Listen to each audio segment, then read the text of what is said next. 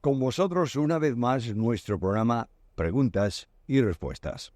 Comenzamos por la de Jonathan. Si Cristo clavó la ley en la cruz, ¿en qué sentido era necesario que resucitase? Mira, la Biblia no dice que Cristo clavó la ley, sino que Dios clavó en la cruz las ordenanzas, que no serán contrarias, sin duda con referencia a la ley. Si Cristo no hubiese resucitado, no habría agente salvador vivo. No hay esperanza para quien cree en un muerto. No hay referencia posible a nuestra resurrección y ejemplo de ella. No habría intercesor a la diestra del Padre. Por eso, y por otras muchas razones más, era imprescindible que Cristo resucitase. Jonatán, dicen que existió el valle de sombra y de muerte al sur de Jericó. ¿Es cierto eso? Bueno, la zona de Jericó tenía una cuesta que se conocía como la cuesta del martirio o de la muerte, por lo peligroso de la situación de aquella zona en donde abundaban salteadores y de donde nace la parábola de Cristo sobre el buen samaritano. Alex González, ¿podría usted dar su opinión respecto a Mateo 16, 18 y su relación con Santiago 5, 15? Esto, desde luego, referente a los enfermos. Es decir, se está refiriendo a la sanidad de los enfermos. De nuevo, quiero decir que yo no tengo opinión, sino de lo que entiendo en los temas bíblicos. En el primer, la roca que sustenta a la iglesia no es Pedro, sino Cristo, como él mismo enseña y como lo enseña también el apóstol Pablo. En cuanto a la sanidad de los enfermos, está muy claro que quien los sana es Dios, como respuesta a la oración que se hace en intercesión por ellos. Jesús Gabriel Palacios, en la pregunta gemidos indecibles sobre su respuesta, tiene sentido. Yo personalmente, cuando adoro a mi Señor con todo mi ser por todo lo que Él ha hecho, llega un momento en que no puedo agradecerle todo porque no encuentro palabras para decir a mi Señor. Solo puedo reproducir gemidos por la ayuda de su Santo Espíritu y puedo sentir el abrazo de mi Dios que me restaura y me edifica. La expresión gemidos va acompañada del calificativo indecibles. No se refieren al hombre, sino al espíritu. La emoción que no encuentra palabras para expresarla es la manifestación de un estado emotivo intenso. David Jiménez, ¿Jesús podría contraer enfermedad ya que Él era y es impecable? Mira, la enfermedad no está sujeta o no está ausente de un creyente espiritual. Timoteo era un hombre espiritual y estaba enfermo de su estómago. Todo cuanto afecta al hombre, salvo el pecado, puede estar presente en el hombre Jesús de Nazaret. David Jiménez, ¿era necesario que Jesús padeciese el tormento de sufrir la flagelación? No hubiera bastado con ir directamente a la cruz. Mas el herido fue por nuestras rebeliones, molido por nuestros pecados. No fueron necesarios específicamente un determinado tipo de sufrimiento, pero fueron consentidos para que se cumpliese la profecía de verlo, pero sin atractivo para desearlo. No podemos contestar a nuestras curiosidades cuando no hay una respuesta de la Biblia. Rodrigo Peñuela, he escuchado en sus respuestas acerca del don de hablar en lenguas que hay dones que no están vigentes, pero tengo una duda respecto al hablar en lenguas, si está vigente o no, porque en la congregación donde estoy, todas las iglesias que pertenecen a esa denominación, en su mayoría de los hermanos, hablan en lenguas. Quiero escuchar su opinión respecto a ese tema. Mira, las lenguas, como los dones del Espíritu, pueden o no estar operativos, pero quien puede decir si están vigentes es quien los da, que es el Espíritu Santo. Las lenguas como don no pueden estar en todos los creyentes porque no todos los creyentes tienen el mismo don. El don de lenguas no es testimonio para los creyentes, sino para los incrédulos. 1 Corintios 14, 22, es decir, no hablan en lengua los buenos creyentes, para los creyentes como señal de que son creyentes, sino todo lo contrario. Pablo afirma que prefiere hablar 5 palabras en un idioma entendible en la iglesia que 10.000 en lenguas sin traducir que no edifican a nadie. Pablo llama infantiles a los creyentes de Corinto porque todos querían hablar en lenguas. Pablo establece el principio de prohibir hablar en lenguas en la iglesia si no hay traductor. El énfasis de hablar en lenguas obedece a confundir bautismo de espíritu con plenitud de espíritu. Y es típico de quienes quieren reproducir manifestaciones espirituales de la iglesia de los tiempos apostólicos en el tiempo actual. Luis Magín Pérez: en la batalla de Armagedón lucharán las legiones de ángeles sometidos a Dios y nosotros, la iglesia, contra los ángeles caídos. Lee tú misma la palabra y tienes la respuesta. No son ángeles, y mucho menos la iglesia los que luchan con los demonios, sino Miguel y sus ángeles. Apocalipsis 12:7. En cuanto a la guerra del Armagedón, la batalla final, no hay ángeles caídos, sino los ejércitos de las naciones que son destruidas por el Señor solo, con el resplandor de su venida. Los creyentes, la iglesia, no está llamada nunca, en ningún lugar, a luchar con los demonios, que ya están derrotados, sino a mantenerse en una posición de victoria donde Cristo nos ha puesto. Ángel Muñoz Utrera: cuando Jesús dijo «pasa de mí esta copa», ¿a qué se refiere? Puede ser que se refiera a que su crucifixión sea más leve, o se refiere a que no quería morir, o se refiere al estado que iba a tener en llevar los pecados y no sentir la presencia del Padre cuando dice «Padre, ¿por qué me has desamparado?». Mira, es una referencia a la muerte espiritual de Cristo. El Señor como hombre no conocía el final de esa situación, por eso pide con lágrimas y clamor por el temor de reverencia que le producía la muerte física en estado de muerte espiritual. Y fue oído. Hebreos 5:7. Laura Gil: Pastor Samuel, deme su consejo, por favor. ¿Cómo hacer para mantenerme en la oración constante, ya que comienzo a orar, a su vez tengo deseo de leer la palabra, de meditar en ella, sed de Dios de pasar 2-3 horas orando, deseo de congregarme, pero cuando dejo la oración, hasta un mes, dejo de leer la palabra y me siento como un cascarón vacía por dentro? A veces pienso que no tengo el Espíritu Santo y que soy carnal. El creyente no tiene que pensar en una oración continuada por horas, en un determinado lugar, en un determinado tiempo, sino en mantener abierto continuamente el espíritu de oración, que es sostenido en la comunión con el Señor continuamente. Por eso podemos orar sin cesar. Es bueno dedicar tiempo a la oración, pero si esa actividad se ve constreñida en el tiempo de oración, podemos interrumpir la oración, leer la palabra, recitar una canción o cantarla y volver nuevamente a la oración.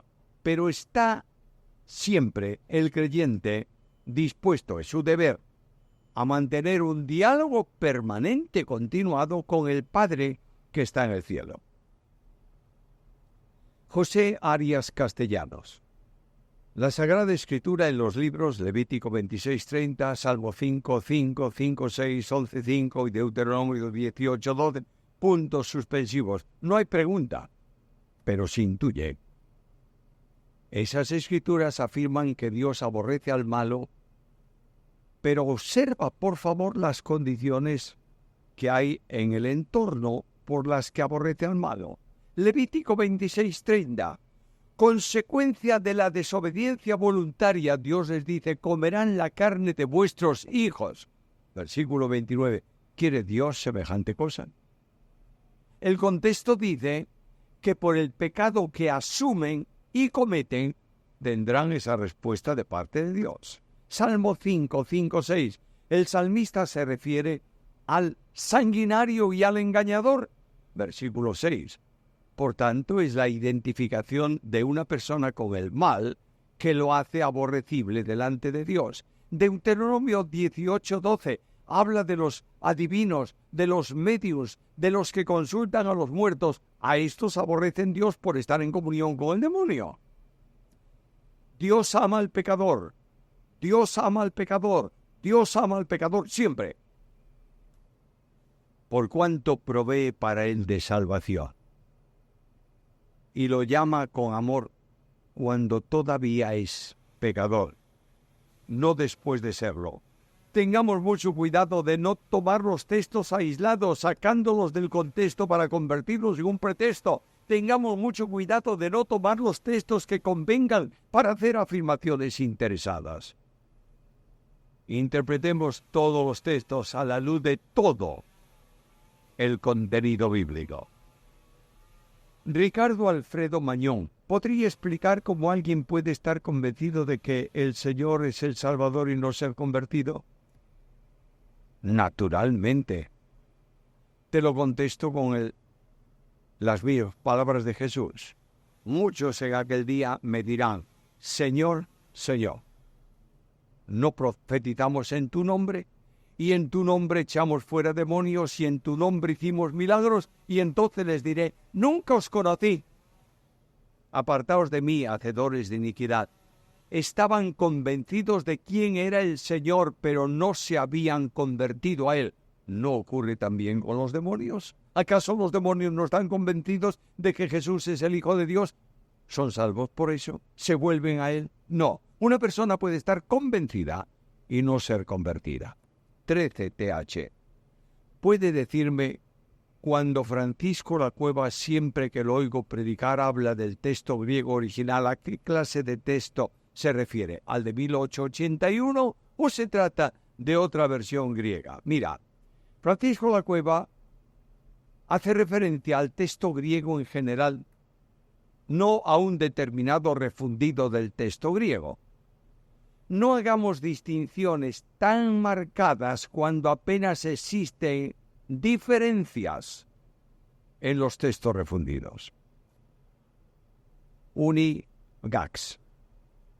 ¿Es bíblico el cesacionismo?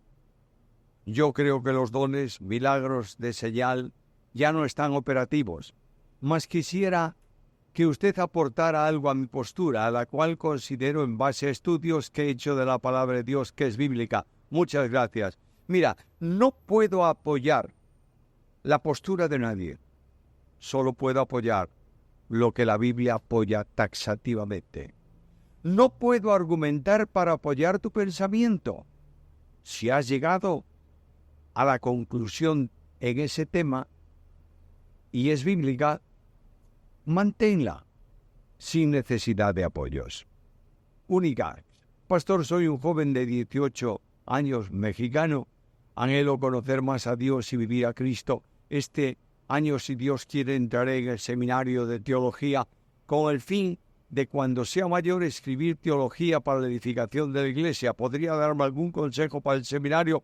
¿Alguna recomendación de libros, etcétera, etcétera? Gracias. Mira, si tu deseo del seminario es para escribir teología, es muy limitado. Tú entras en el seminario para estudiar la Biblia y para vivir conforme a la Biblia. Ese es el objetivo. Si después el Señor te lleva a escribir teología, fantástico, pero no todos los que estudian en un seminario van a escribir teología. El mejor consejo es que no termines un día sin buscar una lección práctica para tu vida. La Biblia no se estudia para saber más de la Biblia, se estudia para vivir conforme a lo que ella enseña. Los libros los tienen que recomendar los profesores del instituto. Ricardo Moreno, basado en Hebreos 12:3, formula mi pregunta. ¿Puedo encontrar en la Biblia casos en que Dios haya disciplinado a sus hijos? ¿En qué manera pueden disciplinar a quienes han recibido como sus hijos hoy en día? Muchos ejemplos de disciplina divina hay en toda la Escritura. Un ejemplo es la disciplina a que se sometió los creyentes en Corinto, que dividían la iglesia. Algunos los debilitó el Señor, otros los enfermó y a otros les quitó la vida. Eran miembros de la iglesia, son hijos de Dios. Pero Dios, al que ama, disciplina. José Villanueva, ¿qué es la inerrancia bíblica? Se entiende por inerrancia bíblica la ausencia de toda equivocación o error en los textos originales de la Biblia, tanto en el Antiguo como en el Nuevo Testamento. Josué Villanueva, ¿me podía ayudar en Mateo 7:12? Veo que muchos toman este texto para defenderse de cierto pecado que cometen. Estoy recalcando continuamente que buscar un texto para justificar una posición es contrario a la razón de la Biblia. En este caso, lo que el versículo enseña es que no juzguemos intenciones, pero sí podemos juzgar en el sentido de detectar el pecado con el que no se puede transigir. Un creyente que comete un pecado y está distinguido en la Biblia no se juzga, sino que se evidencia.